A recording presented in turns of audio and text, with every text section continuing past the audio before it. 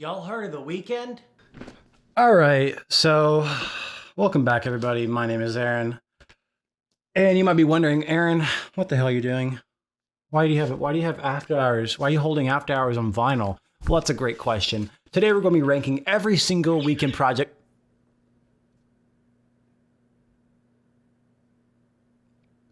No fucking respect. Anyway, we're going to be ranking every single weekend project there is. There's about 8 of them. I recorded that a couple days ago. Not today, that's why I'm going to be wearing a different shirt than I am now. So yeah, let's just get into it. Number 8. All right, the number 8 spot, we have My Dear Melancholy. My Dear Melancholy was made in 2018. It was the first EP by The Weeknd, and it was also his shortest thing ever. He created this EP directly after his breakup with Bella Halid, his beloved. And although Call Out My Name is a really good track, like you really hear the pain in his voice, the rest of the tracks are just all right. Like Try Me and like Hurt You, they're just mediocre in my opinion. So yeah, that's the last spot we got. Sorry, My Dear Melancholy fans. Number 7. All right, for the number 7 spot, we got Starboy. Starboy is actually the first Weeknd album I listened to. I heard the track I Feel It Coming back in like 2017. Still love it.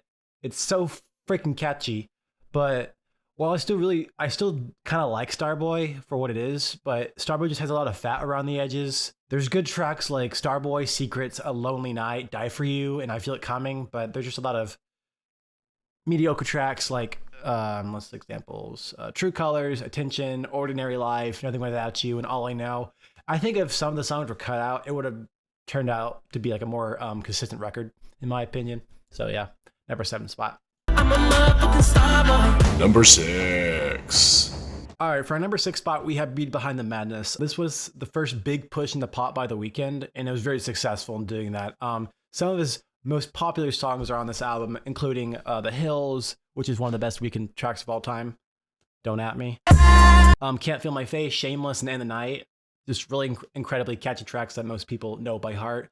I still think there's a couple mediocre tracks on here, like let's see, Losers it's just okay. Acquainted is just okay. Dark Time is just okay. Prisoner is just okay. Yeah, I mean, it's better than Starboy at least, but yeah, like I said, it has some of his best tracks on here, but it still has some mediocre tracks on here. So yeah, that's our number 6 spot. Number 5. All right, for our number 5 spot, we have Thursday. Thursday was the second mixtape by The Weeknd, and it was basically riding off the success of the first mixtape, House of Balloons. We'll get to that later. The main story with this one is it's this girl that he only sees on Thursday. He'll ignore any other day except Thursday. He'll do whatever she wants on Thursday, or he'll use her on Thursday, I should say. But although it's not as consistent as House of Balloons or Echoes of Sounds for that matter, it still has some really good tracks, such as Lonely Star, The Birds Part 1 and 2, and also I think in The Birds Part 2, I think the girl kills herself, so that's interesting. Rolling Stone and Valerie. Valerie's probably like a top 3 Weeknd song. I love that song. But songs like The Zone, Gone, just go a little bit longer than they should.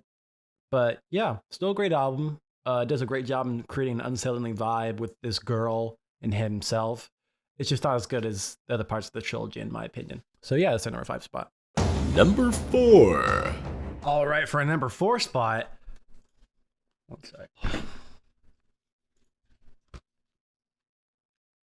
We got Echoes of Silence. This was very hard to get on vinyl. Anyway, so Echoes of Silence was the third and final mixtape by The Weeknd. It's darker and sadder than Thursday. It has some wonderful songs such as Dirty Diana, Montreal, EXO the Host, and Initiation. Oh my god, Initiation. And on Initiation, it sounds like he's on the drugs. And it feels like you're also in the room with them, and it sounds really fucked up, but it just has like a really incredible vibe with it. The only mediocre track on there is probably like The Fall, which is a little bit repetitive, and Till Dawn is just all right. So yeah, that's the number 4 spot. Number 3. I must go back to get something else for our number 3 spot. Kislan! And let me just add, come on, The Weeknd, what are you doing? I feel like you could have done so much better with this album cover. I mean, it's not terrible, it's just kind of boring. I mean, come on. You could have done better. If you asked a EXO fan what their favorite Weeknd album is, they might say Kisland, and for good reason. It's a damn good album. It's definitely his most underrated work. When it originally came out, it got like mediocre reviews, but it's slowly starting to get recognition. The Weeknd is no longer stuck in this loft like he was in the trilogy mixtapes. Now he's touring, exploring this previously unknown world. In this example, it would be Japan. This album just has so many unique and otherworldly sounds to it. It makes you feel like you're somewhere else that you've never been. Like you're in this new place. There's so much uncertainty, but you adapt to it eventually. Get it? Because there's a song called Adaptate. Okay. Although some songs are better than others, there just isn't a single bad song on here. I mean, Live For is probably like my least favorite on it, but it's not bad at all. Professional, The Town, and Love in the Sky, Wanderlust, Kislan, and Tears in the Rain are probably one of the Weeknd's like best tracks like ever. Like this has some damn good songs on it. So yeah, that's the number 3 spot. Number 2. All right, for our number 2 spot, we got After Hours. And let me just say, this is a fucking cool vinyl. Oh shit. Okay. Let me show you real quick. It's pretty cool. Look at that. That's pretty cool. Nice. Got some bloodstains on it. That's pretty dope. Anyway, let's continue. Okay, this was hard, but this is the Weeknd's best studio album.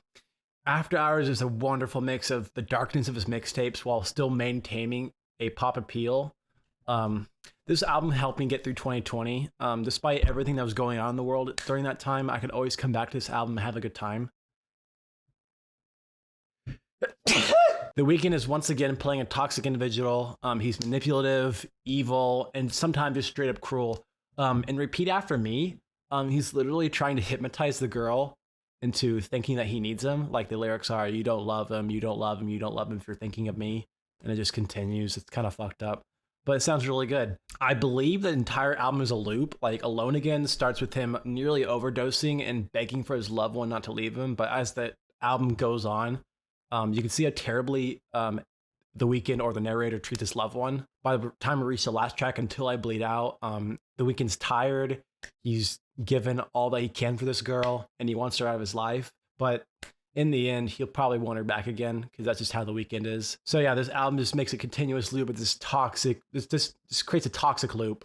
Yeah, the production on this album is fucking impeccable. Like you can't get any better than this, in my opinion. It's perfect. If we're going by the most played Weeknd albums by me, like this would be my number 1, because this is my most played album of all time on Spotify. It's that good. But that was the number 2 spot. Number 1. All right, the number 1 spot is House of Balloons. I think most of y'all saw this coming, but yeah. When this project dropped, no one knew what the Weeknd was or what he was. Was he part of a group? Who is this guy? But yeah, this Shroud of Mystery just really added to this mixtape. So why is it number 1? House of Balloons is probably the Weeknd on his lowest, and you can feel it. There is this entire mixtape just so toxic. It just has drugs involved. Sex. I'm gonna get demonetized. Just so much toxicity. Like each song is either about having intercourse with the girl, doing drugs with the girl, just being terrible to this girl. And it's awful, but it sounds so freaking good. This entire mixtape just makes you feel like you're in his dark, twisted mind, practically inside the loft with him. The farther it goes, the more toxic it gets. I just don't know if the Weeknd will ever create a anything like this ever again. Like he was in such a low point in his life in this album. I believe he was homeless at one point, but yeah, he was all the way down here, and now he's all the way up here. Like, look at him now. He's one of the top pop artists of all time, and he even did the fucking Super Bowl. So I don't think he'll ever go down here again. I hope he doesn't, because he went through a lot of shit, and he's all the way up here now, and I'm happy for him. That's what he deserves. So yeah, this album just changed the state of R&B as we know it. It inspired multiple artists, albums, and jump-started the entire Weeknd's career. So yeah, it's perfection. All right, that was the Weeknd Ranked. Took me a while to make another video. Sorry about that. But yeah, if you want to see more ranked videos, let me know. If you like my content, I'd appreciate you subscribing to my channel, maybe leaving a like. I'm not going to force it. Just do what you want.